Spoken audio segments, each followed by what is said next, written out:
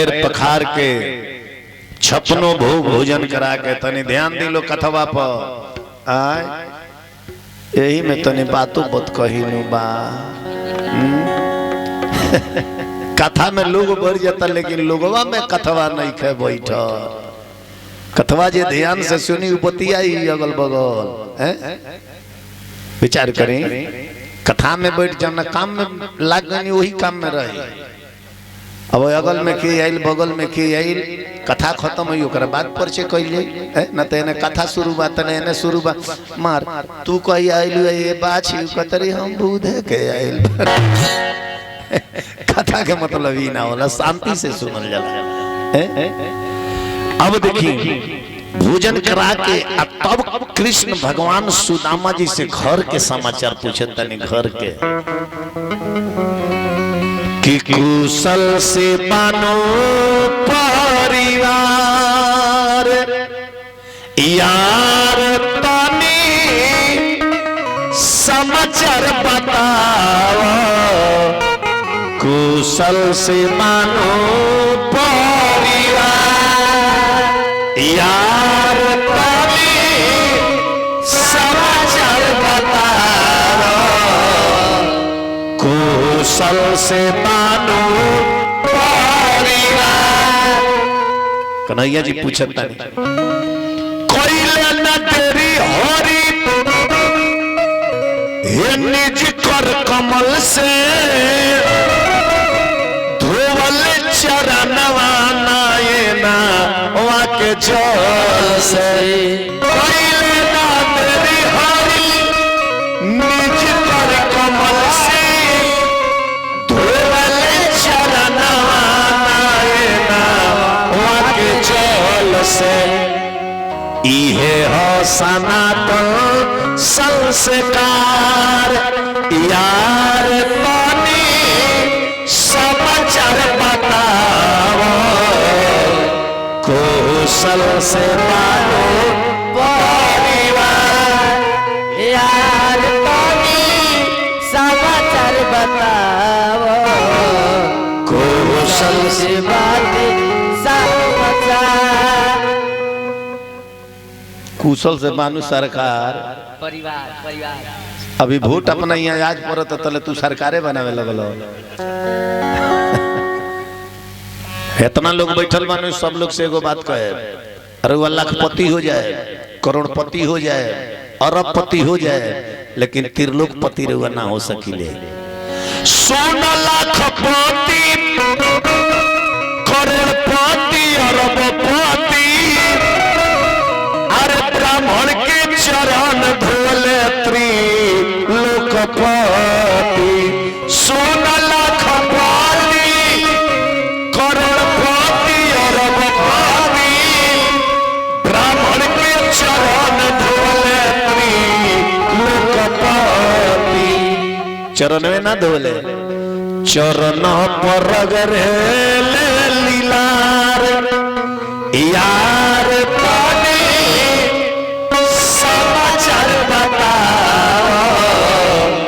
कुशल से मानो परिवार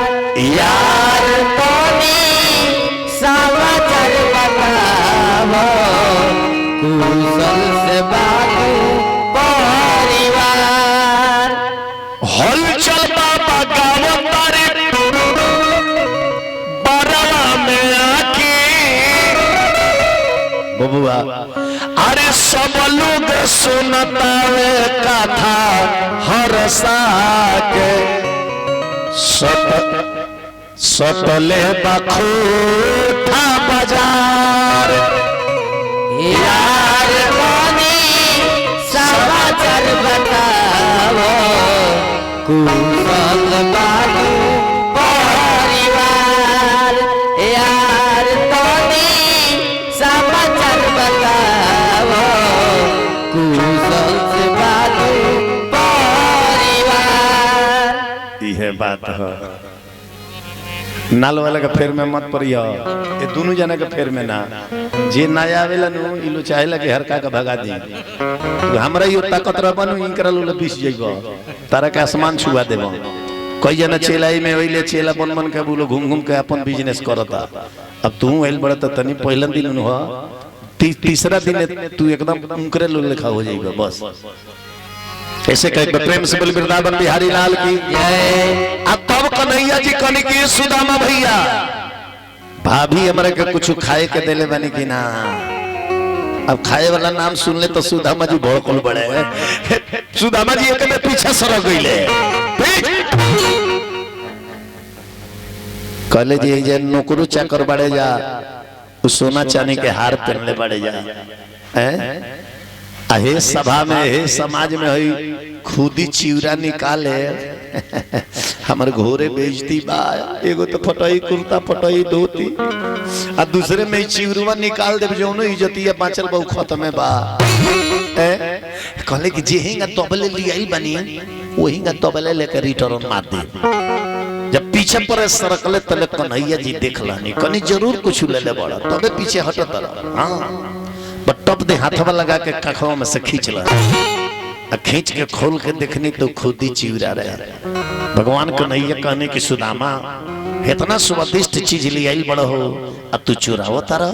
अभी चुरावे वाला आदत गई नहीं खे बचपनवा में चुराइए कनो खैले जितना पड़ल अगर आधावा पाट के दे देले रह तो उस शराबवा आधा तू भोगता आधा हम भोगती तो तनी कुछ सिंपल में रही। अभी चुरावे वाला आदत गई नहीं खे। अरे संहतिया संहतिया संहतिया नहीं छोड़ा लाया दतिया संहतिया नहीं छोड़ा लाया वो नहीं छोड़ा लाया दतिया संहतिया। याद करो आर खोइले रहलो चोरी उमर रहे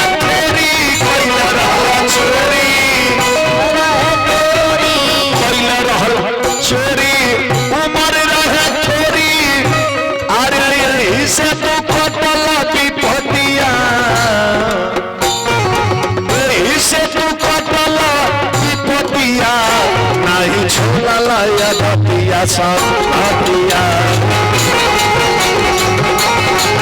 नहीं छोड़ल यदतिया संहतिया। भगवान कन्हैया एक मुट्ठी चिवरा उठा के मुंह में डलनी सुदामा जी के एक लोक दिया गई। दो मुट्ठी उठा के मुंह में डलनी सुदामा जी के दो लोक दिया गई। तीसर का मुट्ठी भगवान डाल ही अलरनी पहले जानता नहीं कब हुई कि रूख मेरी अरे पकड़ली अरे कोलैया गोसैया का अरे कोडनी कोनैया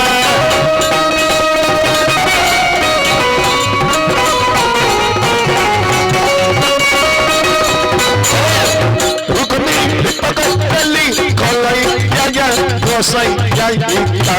कोडनी कोनैया।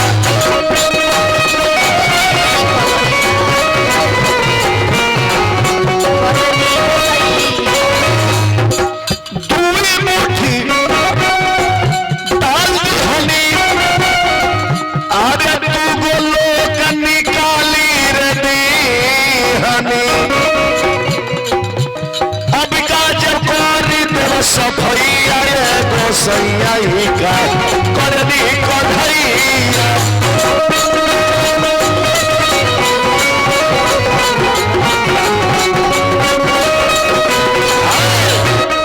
दो लोग सुदामा जी के दिया गए। विश्वकर्मा जी जाके ओकरे के दो लोग लेखा सजा दले जौना नगर में सुदामा जी रहले। अब इन्हें कन्हैया जी कनी सुदामा भैया खा पिया मोटा जाइए तो जाइए मोटा जाइए तो एने सुदामा जी के चिंता लागल बा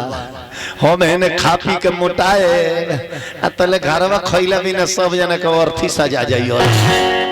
लेकिन सुदामा जी के का मालूम बा जे 56 भोग एने चलता तो 56 भोग ओनहु चलता ओनहु चलता। सुदामा जी कहनी कि चले जाए के ना कहे बनो तले विदाई में कुछ ना दिए काहे कि केहू जब जाए लगे तबे न विदाई दियाला। अब काल हमरा जैसे विदाई बा तो जिंगा दान करनी होगा पहले दान करो जब जाए लगो अंतिम विदाई गीत गायब तो जरा श्रद्धा होई हलचल बाबा के विदाई भी करी तो केहू जब जाए लगे तबे विदाई दियाला ना तो बेटी आई आवते ओकरा के 51 गो रुपया एगो साड़ी धरा दी ओकरो बुझाई जे लो आवते रिटर्निंग टिकट मिल गई विचार करी वो जब जाए लगे तबे न दियाला तो कहले सुदामा जी की कन्हैया भैया हमरा के जाए दो अरे सोना ये कान्हाई भाई हमके मत बिलमाई जी कहे कि हमरे वरिया ताकत होई है लइकवन के माई जी हमरे वरिया ताकत होई है लइकवन के माई जी ढेर हम खैनी अब ढेर मत खियाई जी ढेर हम खैनी अब ढेर मत खियाई जी तो जल्दी से कन्हाई हमर कर दी विदाई जी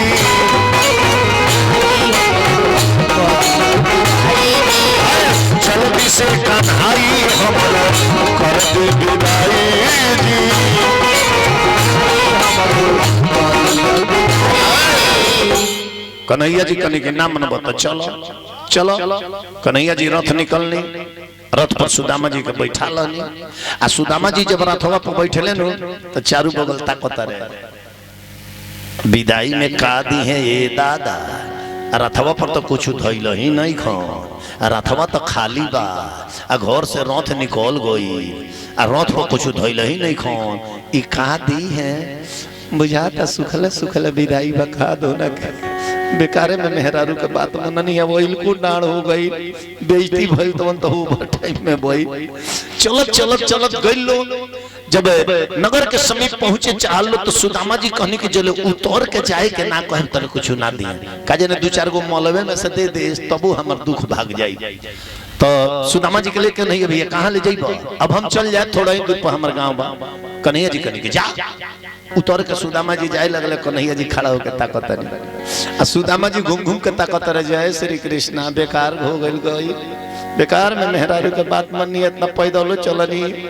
बेइज्जती भइल तो कुछ ना दले एगो गुरियो ना दले हमरा के 3 मुट्ठी चिवरो खा गईले जाते पहले पड़ोस वाली बिया उ चिवरो मांगी पैचली अरे कम से कम 3 मुट्ठी चिवरो दे देले रहता त कर्जवा त हमार हट जाई मुड़िया पर से दूना दुख हो गईले एहिंगा करत करत भगवान तो पहले ही भेजवा देले रहन एहिंगा करत करत जब नगर में आइले जहां इनकर पलानी रहे वो पलानी के जगह पर आलीशान बिल्डिंग बा बिल्डिंग देखले गया ई कन्हैया के गइले हमरा कितना दुख भइले दादा 3 मुट्ठी चिवरो का गइले कुछ देबो ना कइले आ हम गइनी ओने तले बुझाता कोई के राजा आइल बा मड़ई उजार के बिग देले बा अपन बिल्डिंग खड़ा कर देले बा ना जाने हमर बाल बच्चा मेहरारू केने बड़ी सही दादा कहां खोजी अब गांव के लोग से पूछते रे भाई ये पलानी रला एगो मेहरारू 4 गो लइका देखला लोग तो हमनी के का देखी सन सुत के उठवी सन तले देखतन समय गांव में बिल्डिंग हो गइल बा सुदामा जी कहले कि अब कामना बिल्डिंग में खोजी ये दादा अब सुदामा जी लोग से पूछत रे अरे का भइली हमारी मरैया हो विप्र करे विचार अरे का भइली हमारी मरैया हो विप्र करे विचार त कहवा के राजा बहु रहिले दिहल मरई उजार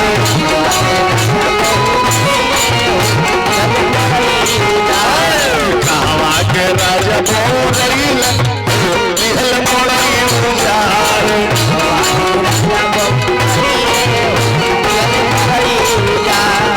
कुछ अरे कुछ नहीं दिहल कन्हैया हो गइल बेकार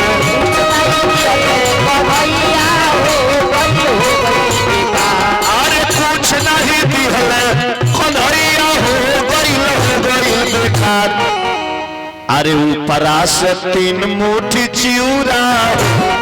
चढ़ल हम पर उधार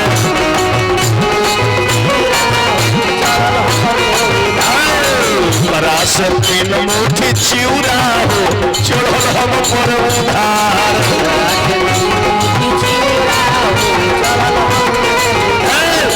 ये पूछत सुदामा जी जात रहने तले 5 ताला पर से सुदामा जी के मेहरारू देखल हली 5 ताला पर से देखली तो कहली ए पंडित जी जब सुदामा जी ऊपर तकले तक आही पा अरे तू रखा कर तारू ए दादा सुदामा जी के मेहरारू कहले खाली चिल्लाही के जानी ले ऊपर आई सब बता दे तनी ऊपर आई सुदामा जी कहले कि 5 ताला ले हमरा से छोड़ल जाई कहले कि ना 5 ताला चढ़ता 3 ताला ले आ जाए कहले जे हां बोले कहले घींच के 3 ताला ले आ जाए कहले जे 3 ताला रहुआ ऊपर आ जाएंगे 2 ताला हम नीचे आ जाता सब बता देता नहीं अभी 3 ताला ऊपर गईले वो 2 ताला नीचे आईली कहली कि ये देख के घबराइल बनी ई का बाजी तो कुछ नहीं खे कहली अरे ई करौरा देखो तानी अरे ई करौरा देखो तानी पंडित जी एकरा ले निमन बाबा थान अरे ई करौरा देखो तानी पंडित जी एकरा ले निमन बाबा थान आ काजू किशमिश है न मुनाका बा है न पूरा पकवान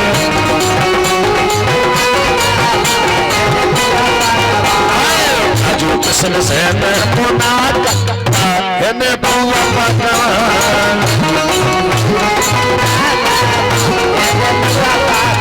अरे हर था को आइल मानी बाबा जी चल के खोली आसना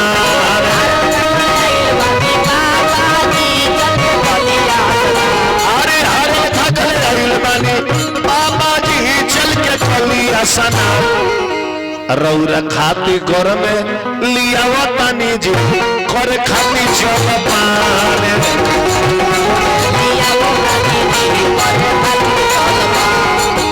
अरे हल चल बाबा गाना गावा तारा जी चिला पोरला सिवान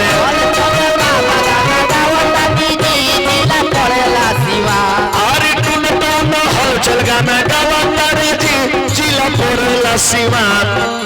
सिवाने के मेन चौराहा पर उनकर पान के दुकान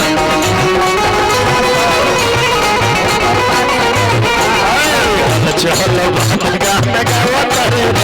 चिला पोरला सिवान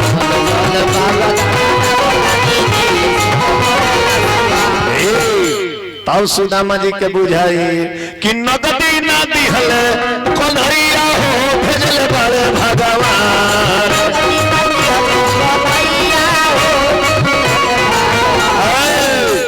अरे कहाँ के राजा बौरइल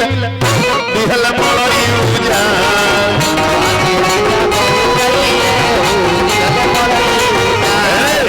तब एजा सुदामा जी के बुझाई रे भगवान नगदी नहीं खनु देले उत्तर ट्रांसफर कइले बड़े जितना देले बड़े इतना उइजा हमरा के देले रहते तो हमरा से आई थी ढूके इस शरीर से भेजवौले बड़े तब सुदामा जी स्नान करके गईले आ ठाकुर जी के लगे बैठ के रोवे लगले ठाकुर जी के भोग लगावत रे तो देखी है तो भगवान को नैया के दरबार में संदेश पहुंचल वो खातिर अबे कनिया अब ठाकुर जी के भोग लगावे तरह जेकरा श्रद्धा होके आके भोग लगाई में जो हारमोनियम पर रख के गोड़ लागी आ तब अपना आसन पर बैठी एक बाद आरती कहे कि आज से भागवत हमर कथा बा नेशनल रोड माड़ा पार में भागवत कथा आज शुरू बा आचार्य जी लो हमार पहुंच गए बा पूजा पाठ होता रात्रि में जाए कथा वाँचो आ फिर सवेरे आए तो 11 बजे से 1, 1:30, 2 बजे ले एजा कथा बोलब दिन में फिर एजा से भागवत जाए तो ओछा बोलब तो का करे मानव के जीवन मिलल बा जब तनी 1 दिन 2 दिन साटा लड़ जाला तो तनी कष्ट होला लेकिन वही भगवान की कृपा बा बुझाला ना इतना देर दूसरा के उस बुलवा दी तो बुझाई जे कोटइए फंस गए लेकिन हमनी के परमात्मा के कृपा बा प्रैक्टिस बा। अब देखिए यही जब भोग लगावो तनी सुदामा जी गावत तनी कि प्रभुआ